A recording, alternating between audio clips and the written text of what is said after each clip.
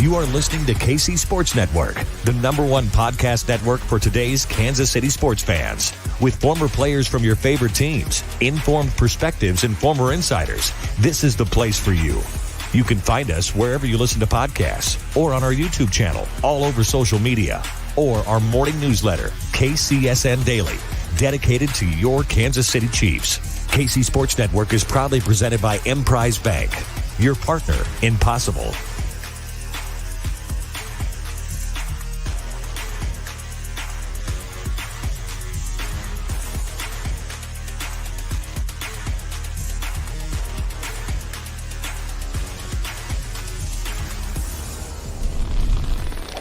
KC Laboratory, sponsored by Emprise Bank.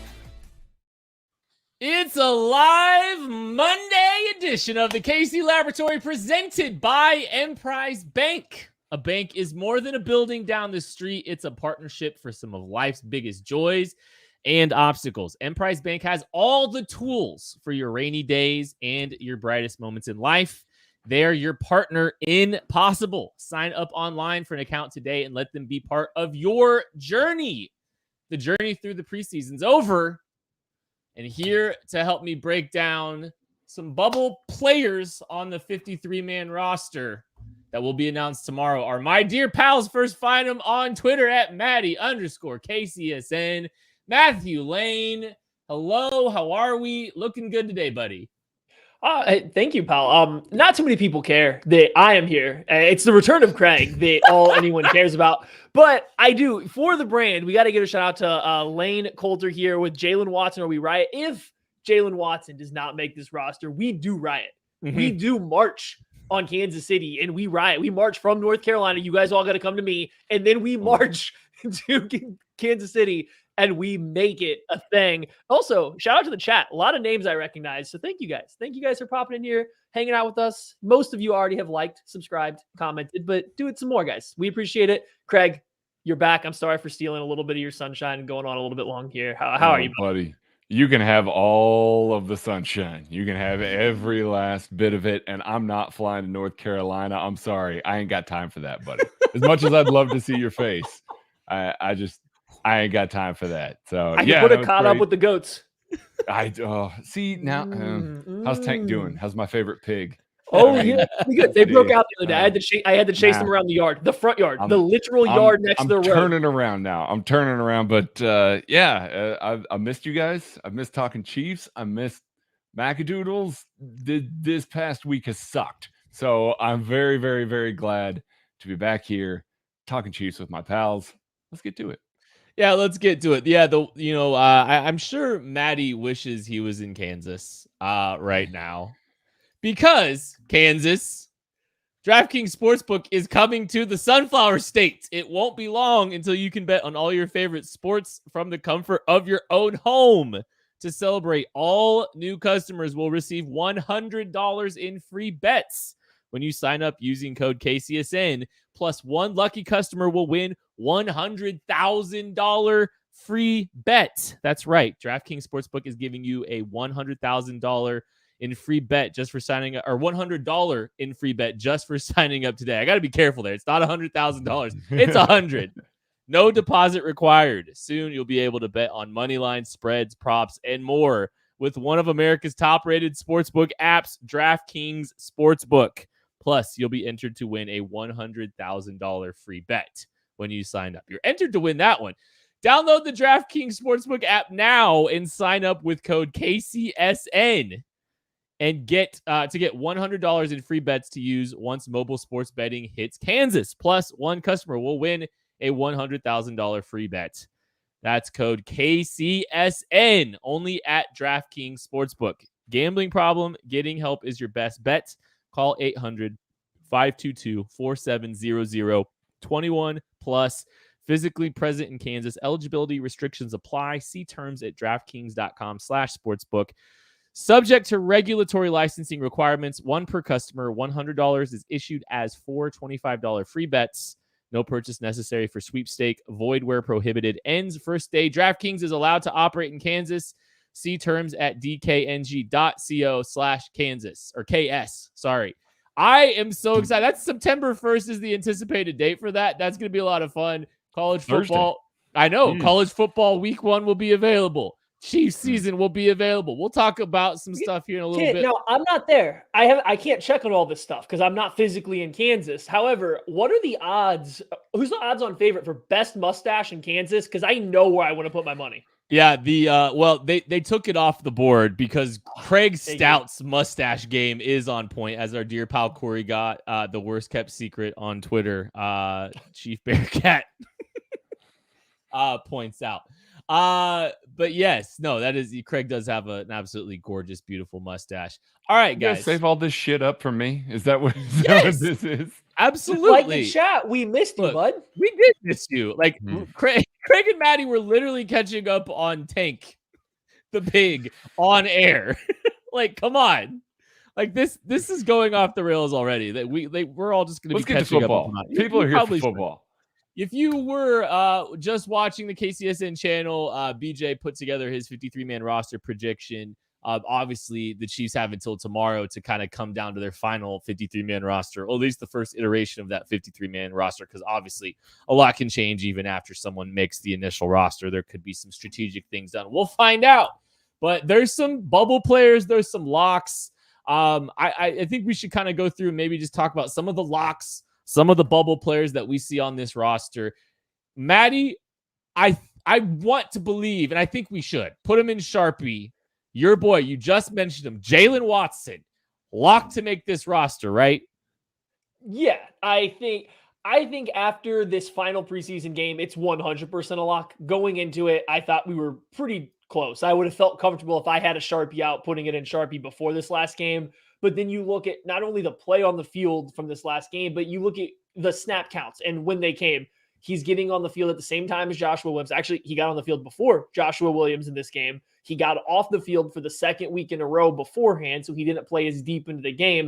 And I don't want to read too much into that, but you pair that with Steve Spagnuolo also making sure he brought his name up in the same breath as Joshua Williams as being a replacement potential for Rashad Fenton. He's making the team, and I think beyond this point, it's no longer making the team. He's certainly in the mix to get playing time now. It's no longer he's the last guy in or the second to last guy. No, he's squarely on that same level as Joshua Williams. If not, maybe even starting to eke a little bit ahead as we get deeper and deeper into camp. So yeah, you can lock him up. You can take that one. It's not September 1st, but you take that one to DraftKings and go ahead and lock it in.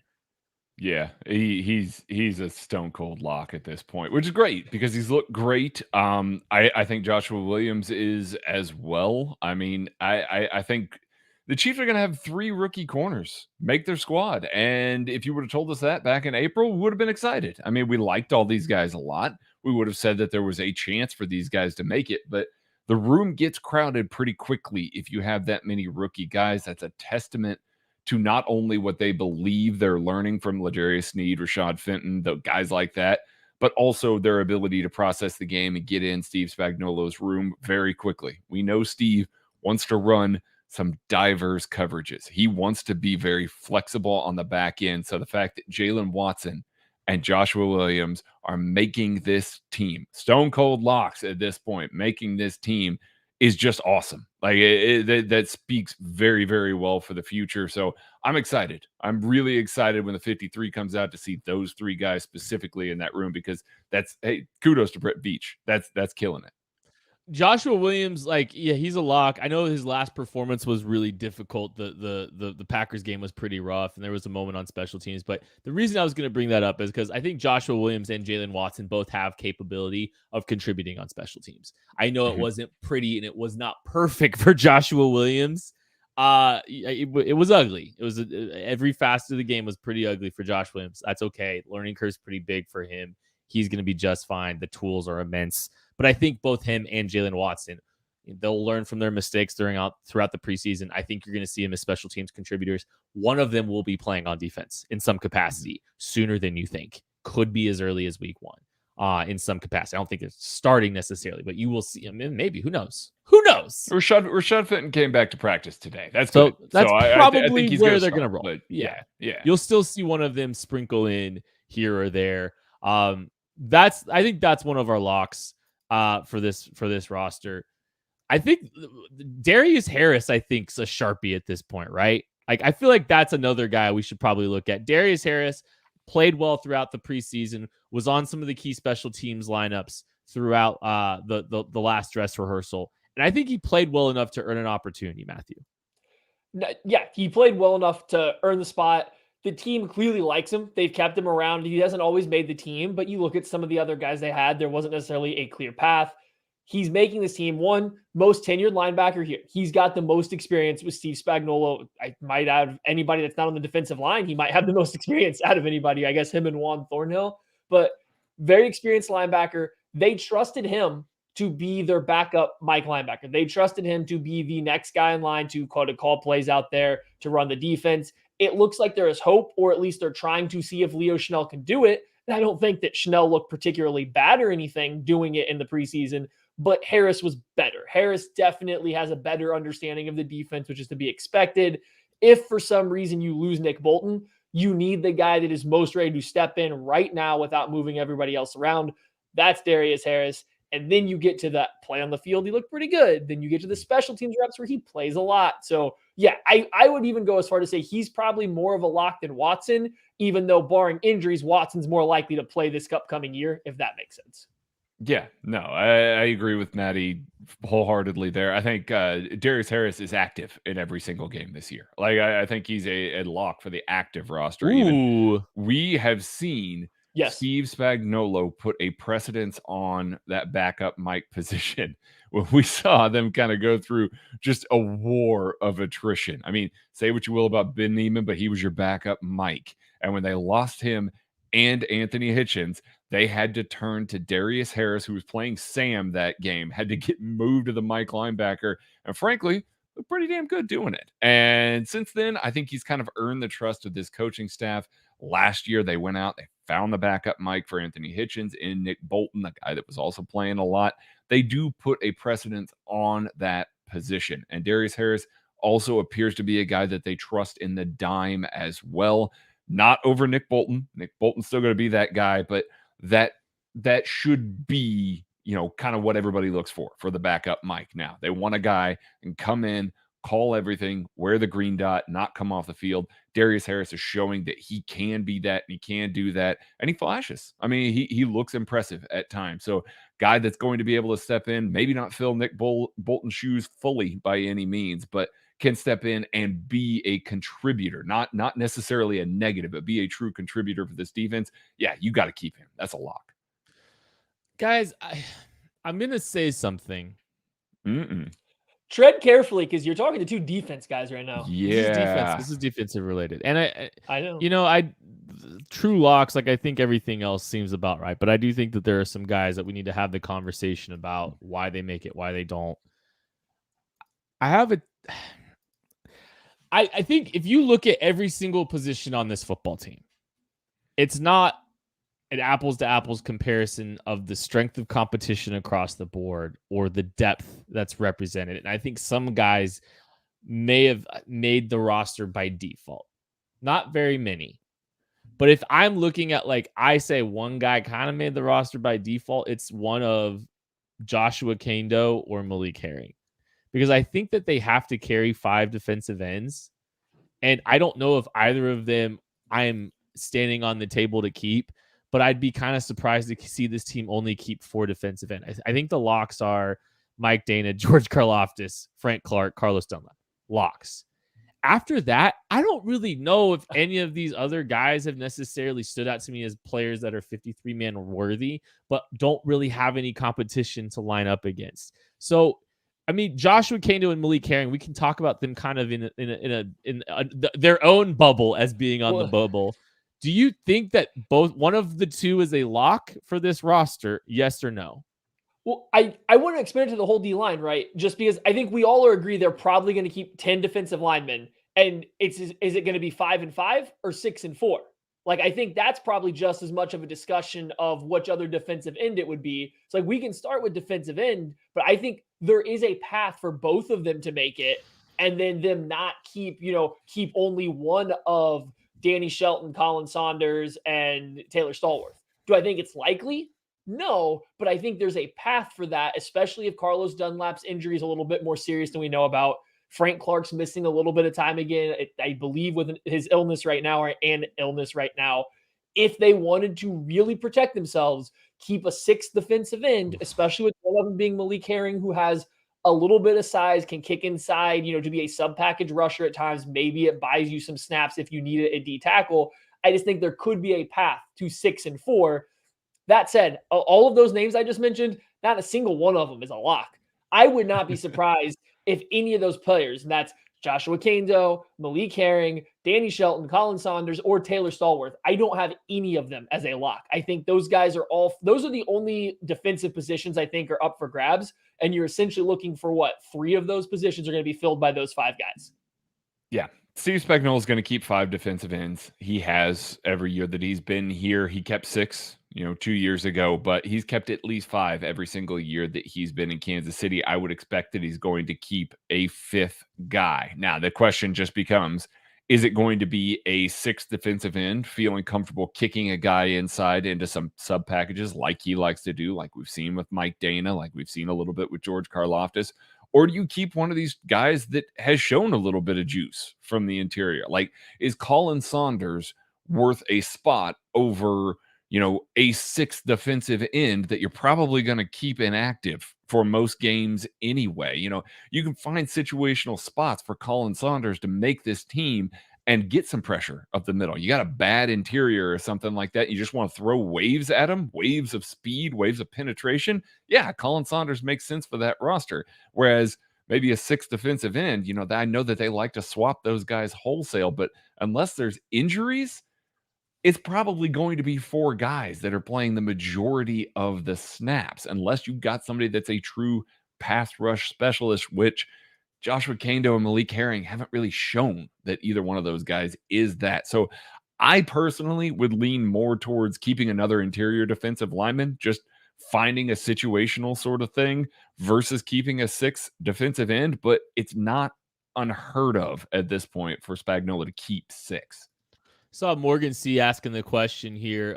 Would you claim someone off waivers before either of those two? I'm assuming she's talking about Kando, or he's talking about Kando or Herring. I would say, yeah, like that's definitely a position that you are looking hard at. I think, I don't know what kind of players are going to become available.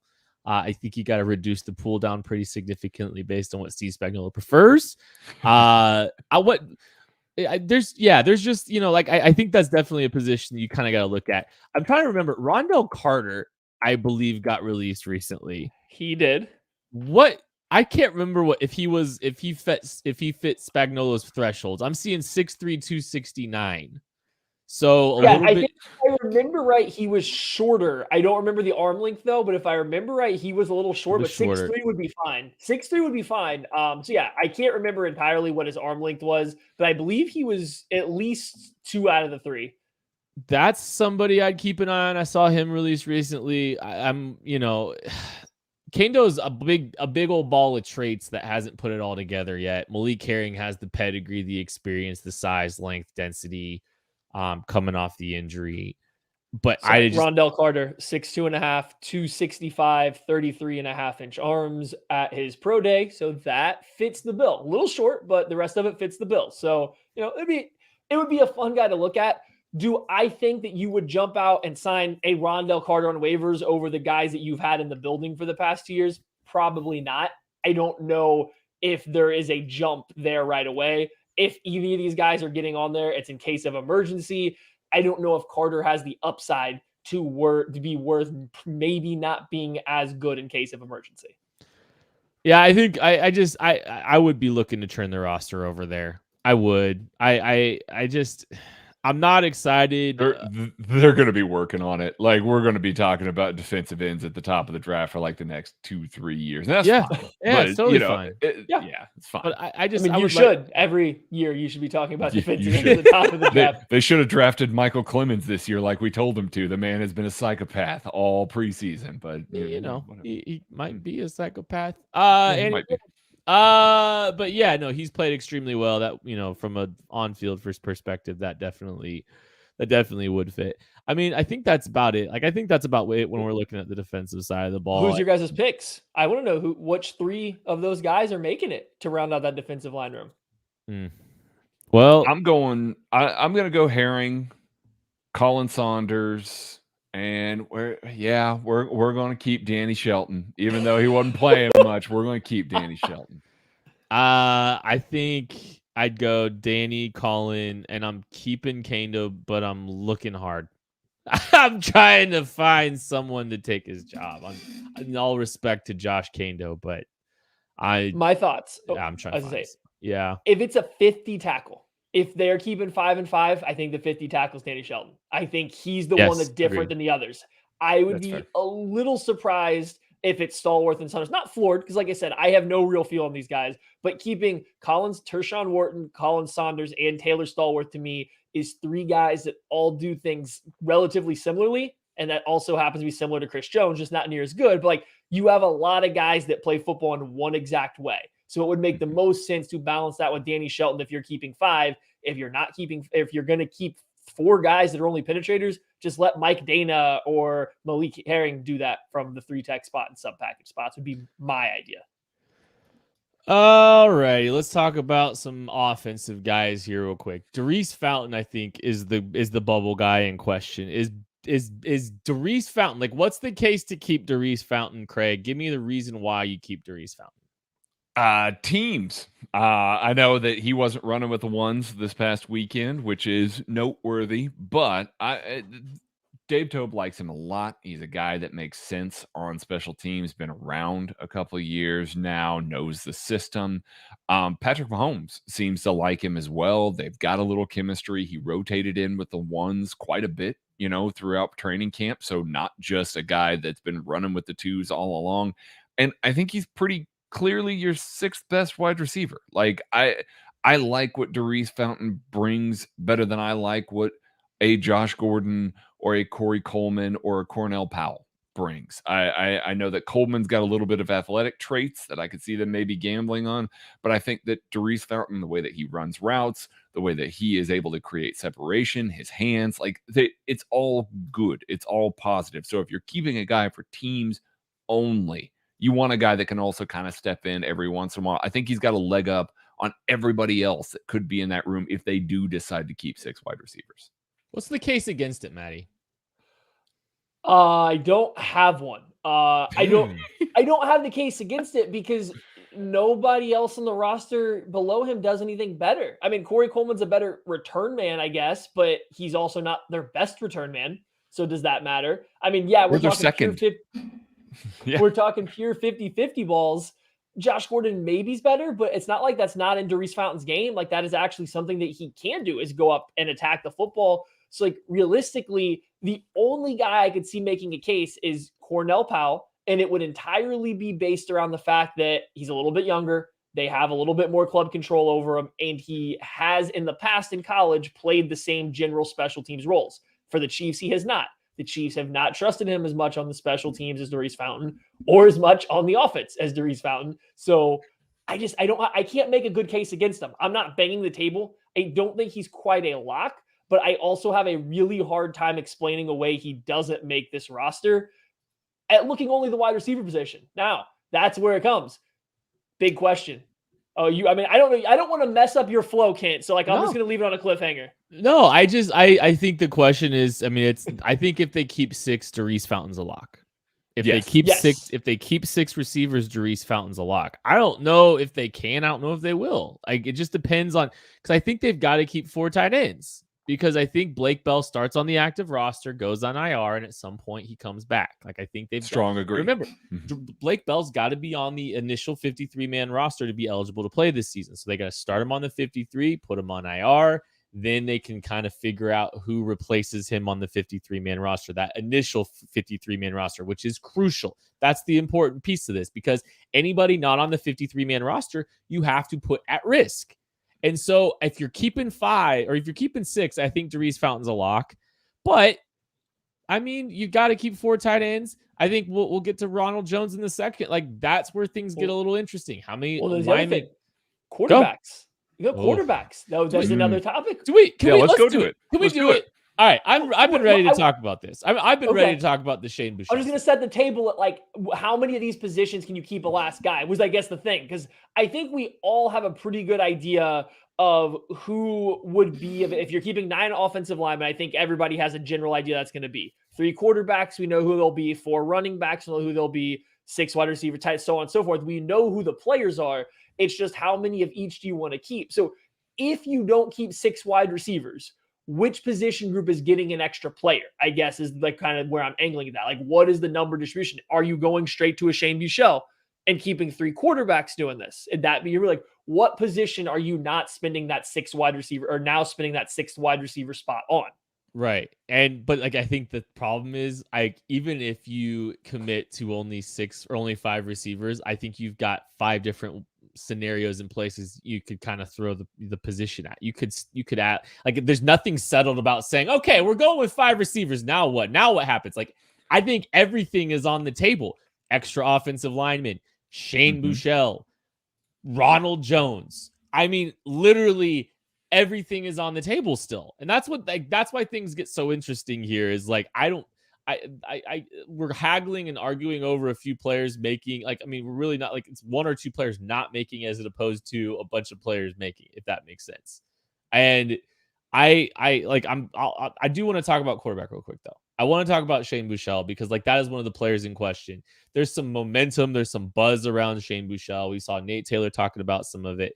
Shane Boucher making a case for the active roster. If Shane Boucher, I'm going to make a statement. This isn't hot takey. I just really believe this. If Shane Boucher makes his way onto the active roster at the 53-man cut down today, he is going to be on the roster for the next decade. I think this is Patrick Mahomes' like hand-picked backup. I think this is a guy that they love as an organization, that Patrick loves. I think this could be a guy that they like the synergy with, they like the continuity with. I very much could see, like, if they're going out of their way, and think about this, if they're going out of their way this year to make sure to keep Shane Boucher as the 3rd quarterback when there are roster crunches and roster decisions that we're seeing across the board, and all these discussions were happening of how does this work, who stays, who does it. If they're willing to keep Shane Boucher as a 3rd quarterback this year, this is a guy that I think they intend on keeping as Mahomes' backup for the future. Whether it be something Mahomes wants a little bit, which is fine. If that's who you want, Mahomes, I'll be your backup. That's not good for the Chiefs, but I'll do, I just think that there's like a chance that I think the reality is if he makes it this year, I think he's here for the next decade. I genuinely believe this is a guy that they love for some reason. They protected him when the Cardinals came calling last year. I think this is Mahomes' potential backup of the future. I'm not gonna justify it, but I'm just, I mean, just okay. Are we looking at this? Is this the year that Andy says, okay, here's our dividing line? We'd like to have a veteran presence. We like to have a guy that's a good hang for Patrick in the film room for the quarterbacks. And Boucher is now taking that over. He can bring enough to the table at this young part in his career to say, okay, he's helping Patrick in the film room. He's doing all that. Do we think that that's the case? And they're willing to keep 3 people, which would then turn around and make things difficult. I mean, for your roster construction, I mean, it's tough for me. And he certainly can make it by merit. I mean, I'm not trying to argue that he's not just there as like a token dude or anything like that. He can certainly make it by merit. But I'll go on the record saying, like, I haven't seen enough on the field to be excited about him as the backup of the future. Okay. I'll say it, but this team has gone to great lengths to keep him. But do we think that do we think that he's a guy that gets scooped up? Do we think that there's such a lack of quarterbacks throughout the league that that's a guy that's definitely getting scooped up by another team here? I'll hear it. I mean, I know the Cardinals sniffed around. I'll hear it, but I don't know. That one's iffy. I'm not blowing up my roster for I'm not predicting it either. That's why I am saying if the Chiefs go to that length to make this happen, something's up, right? Like they have for sure. They have. That's what I'm saying. If they go to that kind of length to keep him, something is up, in my opinion. I concur. If Shane Buechele makes this roster, there is a definite long-term plan in effect because I feel terrified as him as a backup quarterback. Absolutely terrified. I've seen way too many people this preseason talk about how Shane Buechele's earned this backup job and should be the backup and is better than Chad Henne. And I have seen nothing to make me think that Shane Buechele would win a starting job, let alone hold on to one for more than one game in a regular season, let alone throw for over 2,000 yards multiple times in the NFL right now. Like, he is not a better player than Chad Henne. So it would have to be a long-term play, in my opinion, to keep a roster spot locked out for Shane Buechele. And that's fine.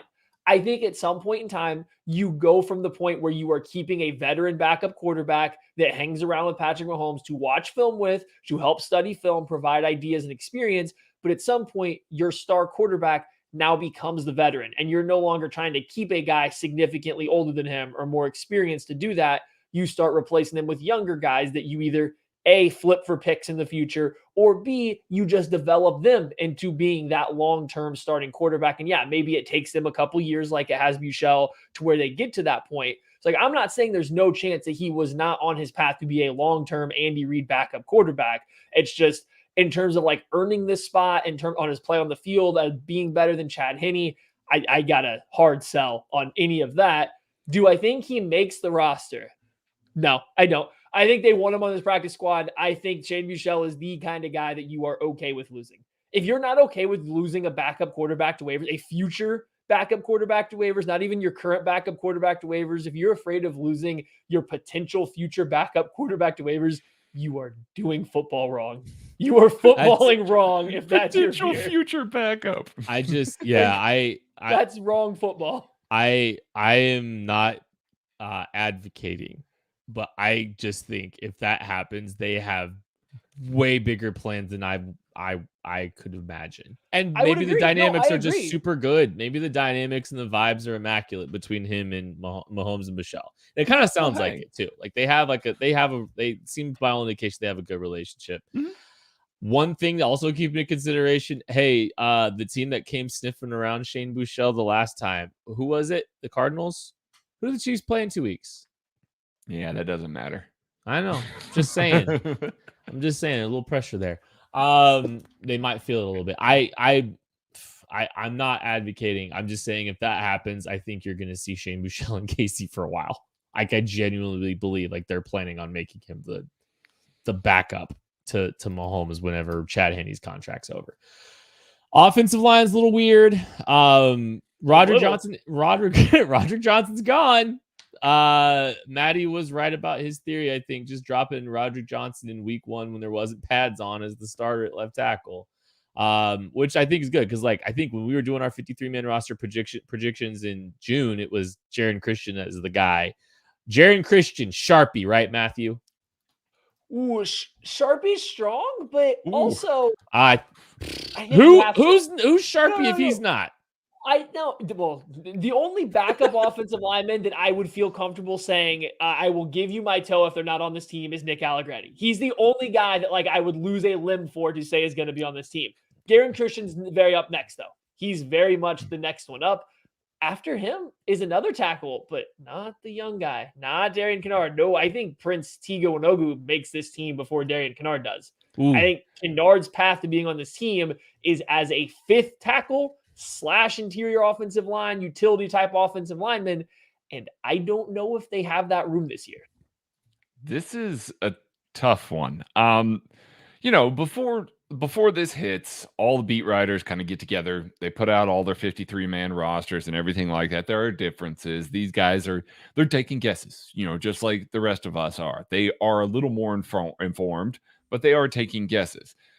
When you see 1 or 2 guys that don't have a guy on the roster, like a Darian Kennard, you start to take notice a little bit. When you see as many people as right now that are Chiefs beat writers that are going out of their way to say, yeah, I don't think Darian Kennard's making this roster, I think that says something. I don't know anything more than that. We were high on Darian Kennard. I want that man to be the right tackle of the future because he's mean and he's going to be able to be a run block. I want him. 4 years of But club control. 4 years, there's so many reasons. And yet that means that there's obviously something happening there. So with that being the case, I might be with Maddie. Prince Igwinogo was getting reps over him throughout the entire preseason. Played He was better. the guy. He did. He looked better. And so this is a position group. Offensive line. Andy Reid kept 10 last year for the first time ever. Typically, he keeps 9 or even 8. This is a position group that I'm looking at where you can kind of rob a spot for a little while. We talked a lot yesterday about a guy like Austin Ryder, who will probably make this roster for the week 1 game. He might be a guy because he's not subjected to waivers. You cut him, say, just chill over here. When we put Blake Bell on IR, we turn around, we re-sign you. Now you're our 9th offensive lineman, and you can kind of do that quick little swap with him, knowing that he doesn't have to leave town. He's not subjected to waivers.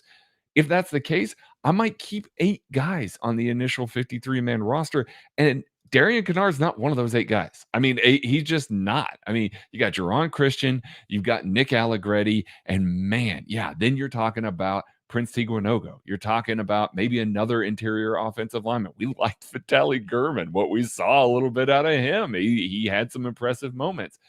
He's just kind of a guy that's in the mix for an 8th offensive line spot, and it just raises more questions. The fact that we're seeing so many beat writers that are just like, I don't think he's making this roster. What do you? He's guys, not in the mix for 8. He's not in the mix for 8. Kennard is not in the mix for 8. He's not in the best.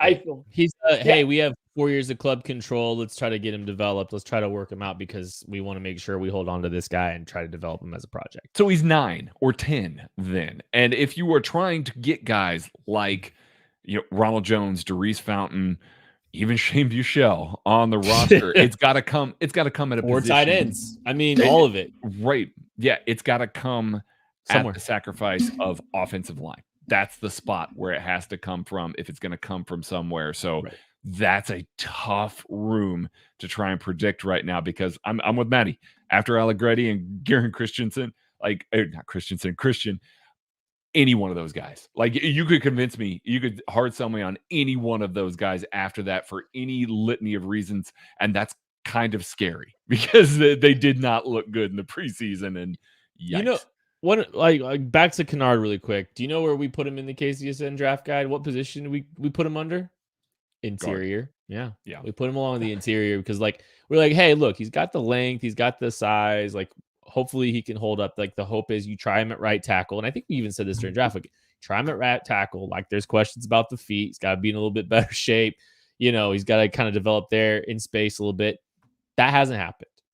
So push him inside maybe. Maybe he's a guy you look to move inside along the interior if you get to keep him around a little bit longer.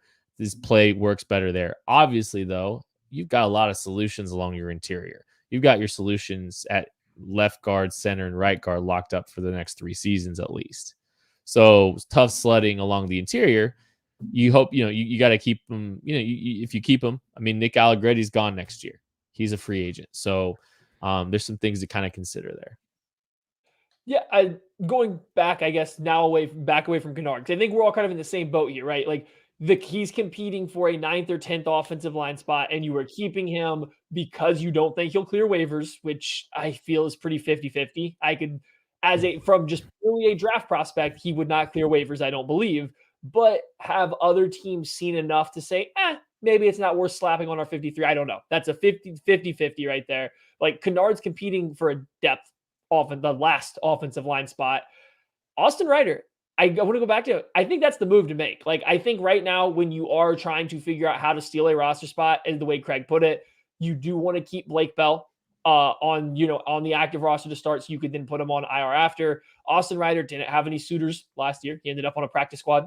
Then this year, he didn't have any suitors, so he came back to Kansas City for just over $1 million. None of it's guaranteed. There's not really a risk, I don't think, of losing Austin Ryder. And if you do, Caliendo played better or just as good as him and plays the same positions. I will say Gurman played definitely better than him, and I'd rather have him. Now, I don't know if he can play center, but I think he's a better player right now than Austin Ryder is from what we've seen. It's I'm okay. I'd be okay with losing Ryder if someone did go straight up sign him and there wasn't some kind of deal you guys could say like, hey, just hold on for literally 24 hours until we can put Blake Bell on the IR and you're coming right back. It's like, I think that's the move. I think the Chiefs go with 8 offensive linemen. I think we have now mentioned them. So, and that's the starting 5. Go ahead.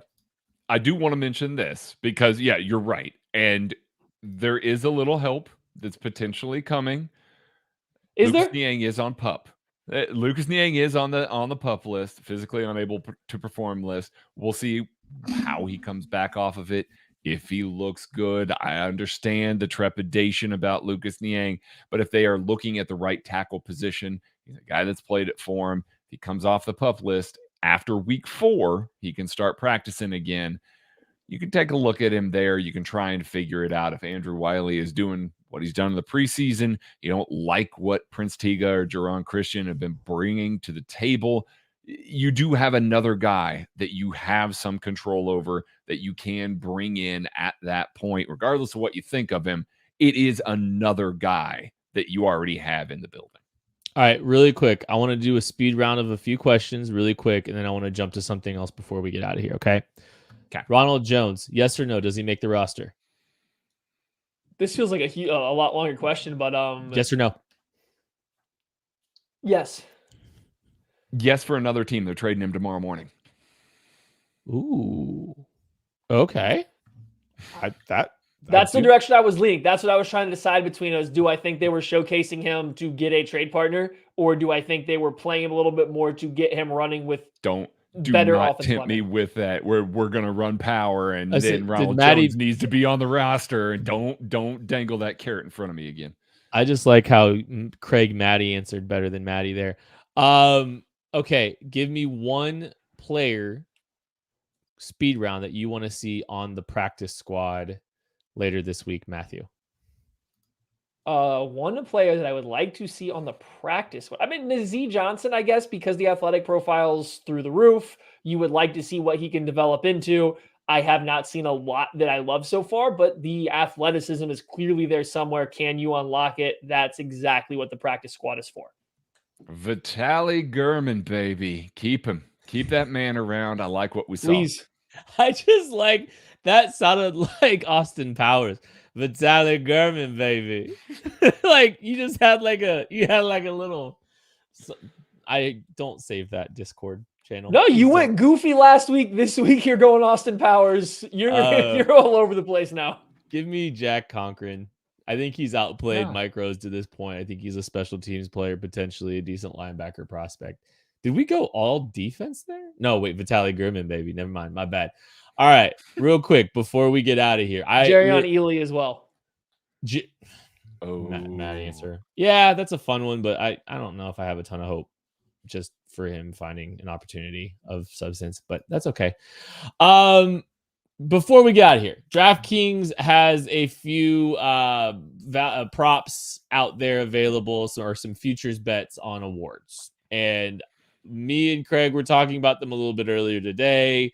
So let's just jump into them.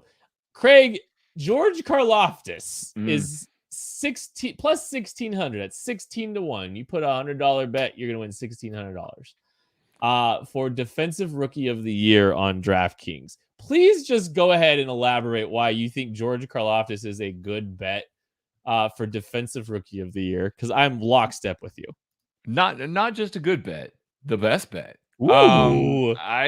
Listen, they love to give this award to defensive ends. They gave it to Micah Parsons last year because he played defensive end for a little while. Like, I mean, let's be real here. So, I mean, they like to give it to those guys unless a corner comes out and has a whole bunch of picks. And I don't see a bunch of guys that are going to do that this year. So I think it's going to go to a pass rusher. And if it's going to go to a pass rusher, I'm looking at these guys and I'm looking at the opportunity share and I'm looking at the secondary and tertiary rushers off of those guys. And I mean, he's going to be in a pass heavy game script for most of the year. I mean, Patrick Mahomes and this offense are still going to score a lot of points. It's going to be a lot of throwing of the ball. We've seen the motor. There's going to be a lot of fourth quarter opportunities for him where they're going to be in the dime, where he's going to be pinning his ears back, and he's just going to keep coming relentlessly all game long. I think that he is going to post a lot of stats, and that's what matters for Defensive Player of the Year. It's not nobody's going back and watching and saying, man, that safety. Kyle Hamilton was really good. He played really well in man coverage. He covered that guy really well, even though he didn't get because targeted. that definitely didn't happen. Well, I know, but still, nobody's doing that when they go back and they vote for Defensive Player of the Year. They're scanning it. And if George Karlaftis has 8, 9 sacks, that is ridiculously good for a rookie pass rusher. So I think he's got the shot. I think he's got the opportunity, and I think he's got guys next to him that are going to draw more attention. So he's going to get one-on-ones all game long. I'm fully on board with George Karlaftis, Defensive Player of the Year, Defensive Rookie of the Year, not Player of the Year. Player, he's like Rookie 10 billion to 1, but that's okay. Yeah, no, I'm not going that far. I'm going Defensive Rookie of the Year, though. Tell me, I mean, like Maddie, is there any reason not to, like poke some holes in that or don't? Like, I feel pretty good. Like, I'm lockstep with him. I think that's like a very good bet to do that.